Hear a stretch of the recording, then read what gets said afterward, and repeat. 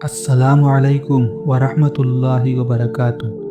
প্রিয় ভাই ও বোন, তুমি কি কখনো এমন অবস্থায় পড়েছো যেখানে একজন একজন করে সবাই দূরে চলে গেছে, যেখানে তোমার কষ্ট কেউ বুঝলো না, তোমার চোখের পানি কারো নজরে পড়ল না?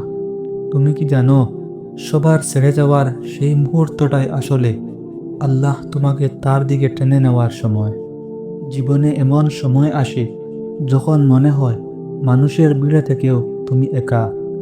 বন্ধুরা পাশ দিয়ে কাটিয়ে যায়, আপনজনেরা দূরে চলে যায়, যাদের উপর ভরসা করেছিলে তারা আর পাশে থাকে না। এমন অবস্থায় মানুষ ভাবে, আমি কি সত্যিই একা? আমি কি এতটাই অযোগ্য? আমার কথা কেন কেউ বিশ্বাস করে না? এই প্রশ্নগুলো তোমার হৃদয়কে ভেঙে দেয়, কিন্তু তুমি জানো না, এটাই তোমাকে আল্লাহর দিকে ফিরিয়ে আনার সূচনা। তুমি যখন দুনিয়ার সব দরজা বন্ধ দেখো, সেটা আসলে আল্লাহর দরজার দিকে ঠেলে দেওয়া। মানুষের অবহেলা তোমাকে দুয়ার দিকে নিয়ে যায়, মানুষের দূরত্ব তোমাকে সিজদার দিকে নিয়ে যায়। তুমি ভাবো, আমি একা। আল্লাহ তাআলা বলেন, আমি তোমাদের খুব কাছেই আছি। সূরা বাকারা। মানুষের ভালোবাসা শর্তের উপর দাঁড়ায়। তুমি ভালো হলে ওরা ভালো, তুমি বদলে গেলে ওরা বদলে যায়।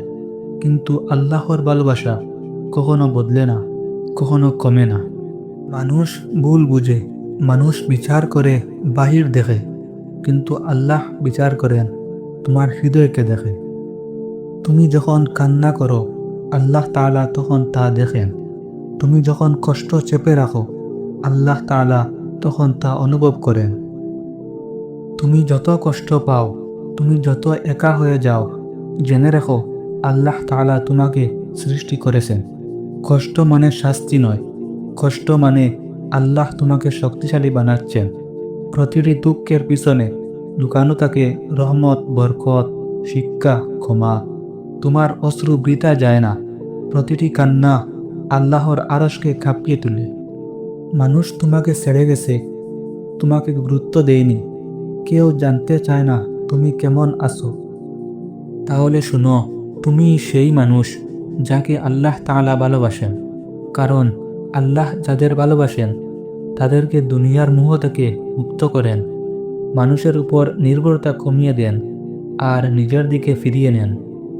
একবার ভাবো, কেউ তোমার কথা না শুনলেও আল্লাহ তাআলা শুনেন। তুমি যখন বলো, ইয়া আল্লাহ, আমি আর পারছি না, আল্লাহ তাআলা বলেন, আমি আছি তোমার সাথে। তুমি যখন চুপ করে কাঁদো, আল্লাহ সেই কান্নার হিসাব রাখেন। তুমি যখন রাতে নিঃশব্দে সিজদায় পড়ো, আল্লাহ বলেন, আমার বান্দা আমাকে ডাকছে। দোয়া কবুল হতে দেরি হতে পারে, কিন্তু ফিরিয়ে দেওয়া হয় না। তুমি যাদের হারিয়েছো, হয়তো তাদের হারানোই তোমার জন্য ভালো ছিল। মানুষের সঙ্গ হারিয়ে গেলে তুমি আল্লাহর সঙ্গ পাও। একবার ভাবো, তুমি কি মানুষের উপর ভরসা করে সুখ পেয়েছিলে কি না? কিন্তু আল্লাহর উপর ভরসা করলে অবশ্যই পাবে। তোমার মা, বাবা, বন্ধু, ভাই কেউ যদি পাশে না থাকে, তবুও তুমি একা নও। কারণ আল্লাহ তাআলা বলেন, আমি তোমাদের শিরা উপশিরার থেকেও কাছাকাছি। এটা কেবল কথা নয়, এটা প্রতিশ্রুতি।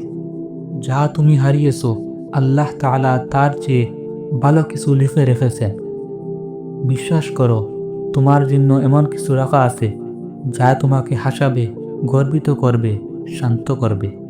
ভাই ও বোনেরা, মানুষের উপর ভরসা করো না, তারা আজ আছে, কাল নেই। আল্লাহর উপর ভরসা করো, তিনি কখনো বদলান না, কখনো দূরে যান না, কখনো হতাশ করেন না।